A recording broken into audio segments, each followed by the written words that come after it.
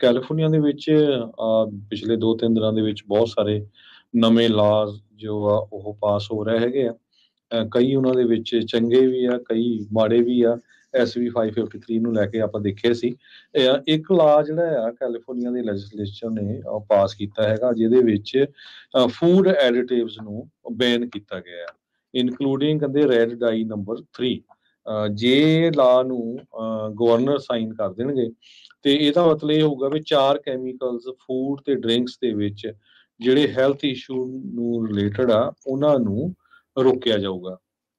ਗੈਬਨ Newsom ਨੇ ਜੋ Democrat ਆ ਅਸੈਂਬਲੀ ਬਿੱਲ 418 ਸੋ ਇਹ ਪ੍ਰੋਹਿਬਿਟ ਕਰੂਗਾ sale of foods and drinks in California, ਜਿਨ੍ਹਾਂ ਦੇ ਵਿੱਚ ਰੈਡ ਡਾਈ ਨੰਬਰ 3, ਪੋਟਾਸ਼ੀਅਮ ਬਰੋਮੇਟ, ਬਰੋਮੀਨੇਟਡ ਵੈਜੀਟੇਬਲ ਆਇਲ ਤੇ ਪ੍ਰੋਪਲੀ ਪ੍ਰਵਿਨ ਇਹ ਜੋ ਹੈਗੀਆਂ ਇਹਨਾਂ ਨੂੰ ਯੂਜ਼ ਕਰਨ ਤੋਂ ਰੋਕਿਆ ਜਾਊਗਾ। 2027 ਨੂੰ ਇਹ ਜਿਹੜਾ ਸਟਾਰਟ ਹੋ ਜਾਊਗਾ।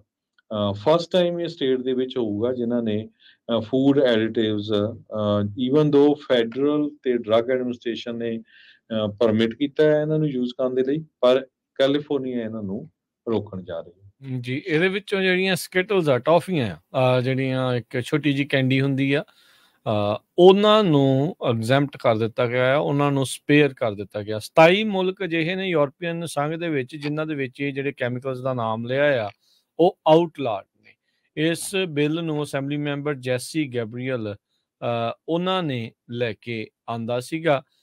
ਇਸ ਦੇ ਵਿੱਚ ਬਿੱਲ ਦੇ ਵਿੱਚ ਪਹਿਲਾਂ ਜਿਹੜੀ ਭਾਸ਼ਾ ਦੇ ਵਿੱਚ ਟਾਈਟੇਨੀਅਮ ਆਕਸਾਈਡ ਨੂੰ ਵੀ ਪ੍ਰੋਹਿਬਿਟ ਕੀਤਾ ਗਿਆ ਸੀਗਾ, ਪਰ ਲੇਟੈਸਟ ਰਿਵੀਜ਼ਨ ਦੇ ਵਿੱਚੋਂ ਇਹ ਕੈਮੀਕਲ ਨੂੰ ਉਸ ਲਿਸਟ ਚੋਂ ਹਟਾ ਦਿੱਤਾ ਗਿਆ ਆ। ਟਾਈਟੇਨੀਅਮ ਆਕਸਾਈਡ ਕਹਿੰਦੇ ਵੀ ਪਿਛਲੇ ਸਾਲ ਇੱਕ ਲਾਸੂਟ ਜਿਹੜਾ ਫਾਈਲ ਹੋਇਆ ਸੀ ਉਹਦੇ ਕੇਂਦਰ ਦੇ ਵਿੱਚ ਰਿਹਾ ਆ, ਸੈਂਟਰ 'ਚ ਰਿਹਾ ਆ, ਜਿਹਦੇ ਕਰਕੇ ਇੱਕ ਕੈਲੀਫੋਰਨੀਆ ਦੇ ਬੰਦੇ ਨੇ ਇਹ ਦਾਅਵਾ ਕੀਤਾ ਸੀ ਵੀ ਜਿਹੜੀਆਂ ਸਕਿਟਲਸ ਆ ਉਹ ਲੋਕਾਂ ਦੀ ਕੰਜ਼ੰਪਸ਼ਨ ਦੇ ਲਈ ਅਨਸੇਫ ਆ, ਹਾਨੀਕਾਰਕ ਵੀ ਹੋ ਸਕਦੀਆਂ ਆ। ਪਰ ਸਕਿਟਲਸ ਨੂੰ ਇਸ ਦੇ ਵਿੱਚੋਂ ਇੱਕ ਹਿਸਾਬ ਦੇ ਨਾਲ ਬਚਾਅ ਜਿਹੜਾ ਹੋ ਗਿਆ ਟਾਈਟੇਨੀਅਮ ਆਕਸਾਈਡ ਨੂੰ ਇਸ ਲਿਸਟ ਚੋਂ ਬਾਹਰ ਕੱਢਣ ਦੇ ਲਈ। ਬਹੁਤ ਸਾਰੇ ਜਿਹੜੇ ਸਿਟੀਜ਼ ਆ ਉਹਨਾਂ ਨੇ, ਕਈਆਂ ਨੇ ਆਪਣੇ ਸੋਡੇ ਬੈਨ ਕੀਤੇ ਆ, ਕਈਆਂ ਨੇ ਕਈ ਕੁਛ ਜਿਹੜਾ ਉਹ ਕੀਤਾ ਆ।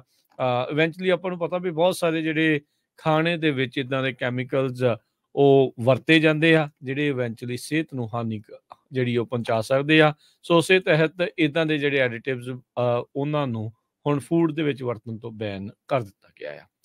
ਕੋਈ ਹੋਰ ਇਸੇ ਤਰ੍ਹਾਂ ਇੱਕ ਹੋਰ ਸਟੇਟ ਲੈਜਿਸਲੇਟਰ ਨੇ ਜੋ ਬਿੱਲ ਪਾਸ ਕੀਤਾ ਹੈਗਾ ਉਹ ਘਰਾਂ ਦੀ ਸ਼ਾਰਟੇਜ ਨੂੰ ਲੈ ਕੇ ਹੈਗਾ। ਇਹ ਵੀ ਗੁੱਡ ਬਿੱਲ ਆ। ਜੇ ਜਿਹੜੀ ਨਵੇਂ ਹਾਊਸਿੰਗ ਨੂੰ ਰੋਡ ਬਲੌਕਸ ਹੁੰਦੀਆਂ ਉਹਨਾਂ ਨੂੰ ਰੋਕਣ ਦੇ ਲਈ ਸੈਨੇਟ ਬਿੱਲ 423 ਸੋ ਇਹ ਐਕਸਟੈਂਡ ਕਰੂਗਾ 2017 ਦਾ ਸਟੇਟ ਹਾਊਸਿੰਗ ਲਾ ਜੋ 2026 ਦੇ ਵਿੱਚ ਐਕਸਪਾਇਰ ਹੋ ਜਾਣਾ ਸੀ। ਸੋ ਇਹਦੇ ਵਿੱਚ ਜੋ ਨਵੇਂ ਪਰਮਿਸ਼ਨ ਦਿੱਤੀ ਜਾਣੀ ਆ ਜੋ ਨਵੇਂ ਘਰ ਬਣਾਉਣ ਦੇ ਲਈ।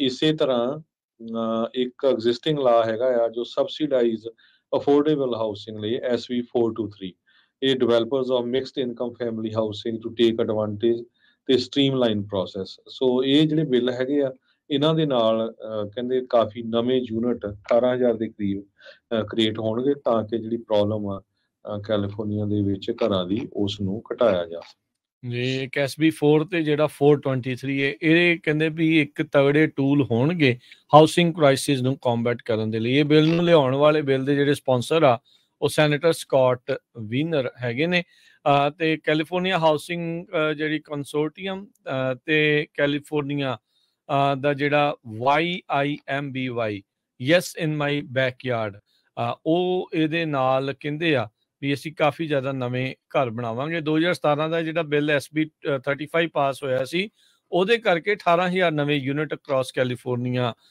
ਬਣੇ ਸੀਗੇ। ਸੋ ਹੁਣ ਉਹਨਾਂ ਦਾ ਕੈਲੀਫੋਰਨੀਆ ਵਿੱਚ ਅਜੇ ਵੀ 2.5 ਮਿਲੀਅਨ ਘਰਾਂ ਦੀ ਸ਼ਾਰਟੇਜ ਆ। ਸੋ ਕਹਿੰਦੇ ਵੀ ਅਗਲੇ 8 ਸਾਲਾਂ ਦੇ ਵਿੱਚ ਇਹ 2.5 ਮਿਲੀਅਨ ਨਵੇਂ ਘਰ ਇੱਥੇ ਬਣ ਸਕਦੇ ਨੇ। ਸੋ ਇਹ ਇੱਕ ਜਿਹੜਾ ਨਵਾਂ ਬਿੱਲ ਆ ਉਹ ਪਾਸ ਜਿਹੜਾ ਉਹ ਹੋਇਆ ਆ।